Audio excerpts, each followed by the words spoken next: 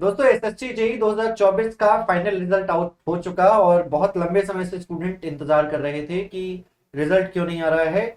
और इस रिजल्ट में बहुत सारे स्टूडेंट्स को बहुत सारी दिक्कतें आ रही है इस रिजल्ट को लेकर कि इतना हाई कट ऑफ कैसे जा सकता है, जबकि काफी सारे क्वेश्चंस जो है वो गलत थे। पहले यहाँ पर हम रिजल्ट को देखेंगे, चर्चा करेंगे। वैसे हम लोगों ने पहले ही देख रखा है और हम यहाँ पर सभी डिपार्टमेंट्स की एक बार जो लास्ट सिलेक्टेड कैंडिडेट है, यानी कि ये कह लीजिए कि कट ऑफ है जो, उसकी चर्चा यहाँ पर करेंगे कि क्या इतना कट ऑफ एक्सपेक्टेड था नंबर ऑफ वैकेंसीज को देखते हुए, क्योंकि एमईएस ने वैकेंसीज बाद में अनाउंस करी। एमईएस की काफी सीट्स आई और ये एक्सपेक्टेड था कि कट ऑफ थोड़ा सा लोअर साइड रहेगा, बट हायर साइड जाने का क्या रीजन है जानेंगे। एक बार यहाँ पर कट ऑफ देख लेते हैं। तो मैडम यहाँ पर क्या एक्सपेक्टेड है कि ये कट ऑफ जो है वो क्यों इतनी ज्यादा हाई गई है, इसका कारण क्या है? देखिए, अगर पहले कट ऑफ देख लें कि कट ऑफ आपकी गई कितनी है। अगर मैं यहाँ पर बात करूं हम अपने ना वर्टिकल वाइज बात करते हैं। जैसे ये सिविल इंजीनियरिंग का जी, है और सिविल इंजीनियरिंग के लिए D department is the CPWD बिल्कुल। डिपार्टमेंट। तो तो सीपीडब्ल्यूडी में मैम यूआर का देख लीजिएगा। हाँ, इसमें अगर आप देखेंगे तो अप्रोक्सीमेट 400 वैकेंसी जा रही है, 400 मार्क्स की यहाँ पर लगभग जाता है। तो अगर यहाँ पर इस कट ऑफ को लास्ट ईयर से कंपेयर करें तो नो डाउट ज्यादा है। सेम ऐसे ही, क्योंकि सबका टारगेट रहता है कि एक सीपीडब्ल्यू डिपार्टमेंट, क्योंकि एक बहुत अच्छा न्यूमर, एक अच्छा वेटेज रखता है और एक अच्छी वैल्यू है इसकी। तो सेम अगर यही हम अपने इलेक्ट्रिकल और मैकेनिकल की देखें, डी सेक्शन लगा दीजिए, सीसी, हाँ, जनरल की देखें तो यहाँ पर 433 इलेक्ट्रिकल भी यही और मैकेनिकल भी यही। तो मतलब अगर हम एक्सपेक्टेड के कंपैरेटिवली देखें तो ऑब्वियसली ये हाई है। इसका रीजन क्या है पहले तो ये जानना होगा। कुछ स्टूडेंट्स डीमोटिवेट भी हुए, कईयों के मैसेजेस वगैरह भी आए कि मैम इतनी ज्यादा हाई कट ऑफ। एक तो इसका रीजन भाई, हम आपको डेली कहते हैं, इवन जब प्रैक्टिस चलती भी है तब आपको बोला जाता है कि पहले वाला टाइम नहीं रहा कि आप सिर्फ और सिर्फ यहाँ पर ये बात करें कि हाँ सिर्फ स्टडी आउट कर लीजिएगा। एसएससी जेई की खासियत ये रहती है स्पीड प्लस एक्यूरेसी। स्पीड भी चाहिए आपको और अपनी क्वेश्चंस में एक्यूरेसी। एक तो number of competition, student form filling जो गई थी वो बहुत ज्यादा थी। और आरआरबी में तो फिर भी ऐसा देखने को आया था कि कई स्टूडेंट्स ने, मोस्ट ऑफ द स्टूडेंट्स ने एग्जाम नहीं दिया, लेकिन एसएससी में जितने फॉर्म फिलिंग थे उसके वेरी मच हाई रेशियो में फॉर्म आपके जो पेपर देने वाले कैंडिडेट्स हैं वो भी अवेलेबल थे। तो अब पेपर लेवल इजी जाने पर आप लोगों को लगता है कि कंपटीशन हमारा रिड्यूस होगा, बल्कि आप ये सोचिए कि अगर पेपर लेवल इजी था तो कंपटीशन आपके लिए बढ़ेगा। क्यों? क्योंकि इजी अगर वो आपके लिए था तो वो सभी बच्चों के लिए इजी था। मैं ये एक student prospect point of view से बोलूंगी, ना कि एक टीचिंग पॉइंट ऑफ व्यू से। अगर आप एक क्वेश्चन आप अपने प्रोस्पेक्ट में देख रहे हो कि इजी है तो वो सभी के लिए इजी है, तो ऑब्वियसली वो सभी ने अटेम्प्ट किया है।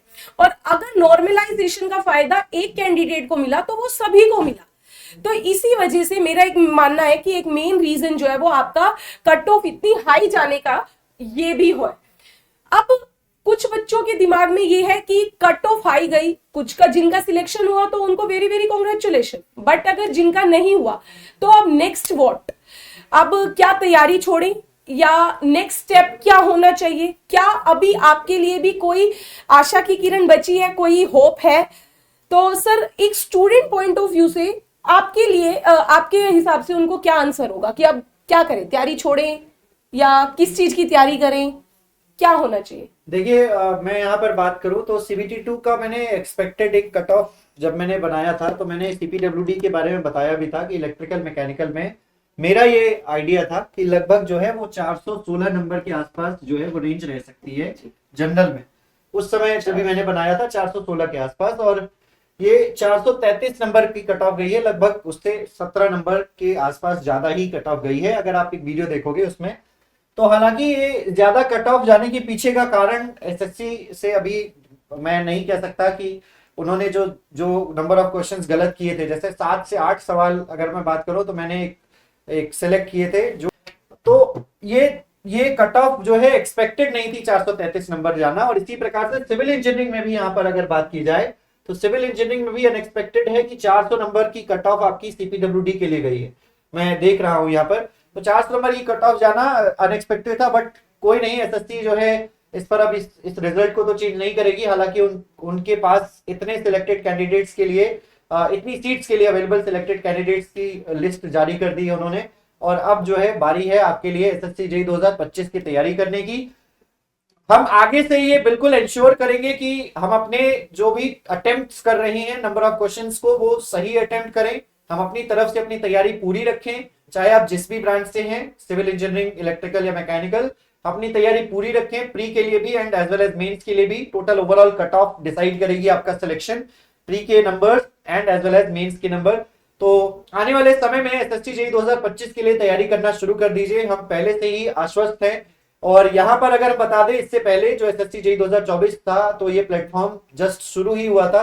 एसएससी जेईई 2024 के लिए हमने कोई बैच लेकर हम नहीं आए थे, और एसएससी जेईई 2024 का बैच इस बार बिल्कुल डेडिकेटेड बैच लेकर आने वाले हैं आने वाले समय में।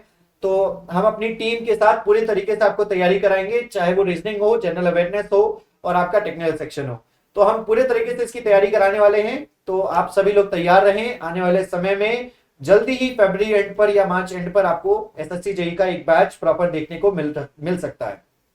और जो लोग एसएससी जेईई के अलावा दूसरे एग्जामिनेशन को टारगेट कर रहे हैं, आप नेक्स्ट अपॉर्चुनिटी जो आपके सामने आने वाली है, जो कि बहुत सारी है, पीजीसीआईएल डीटी है, उसके बाद आपका बीएचईएल सुपरवाइजर है, डीएफसीसीआईएल है, बहुत सारी अपॉर्चुनिटीज है। राजस्थान स्टेट की वैकेंसीज आ चुकी हैं, as well as Madhya Pradesh में वैकेंसीज आ चुकी हैं, बहुत सारी अपॉर्चुनिटीज हैं। इन सभी अपॉर्चुनिटीज को ग्रैब करने का प्रयास कीजिए, तैयारी पूरी रखिए। तैयारी पूरी करने के लिए आप हमारे साथ जुड़ सकते हैं।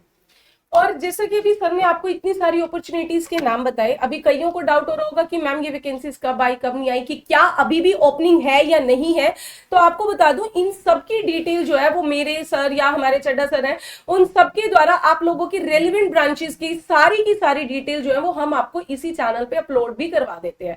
तो आपको कहीं भी डिटेल जानने के लिए कि मैं अब किस चीज के लिए फॉर्म भरूं ना भरूं, तो वो भी आप इंफॉर्मेशन इसी चैनल पर ले सकते हो, कोई इश्यू नहीं है आपको।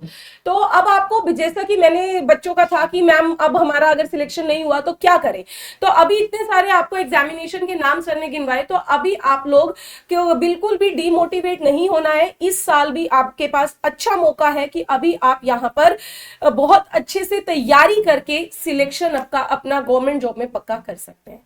So thank you for that. अब मिलते हैं आपसे अपनी नेक्स्ट वीडियो में। Thank you very much.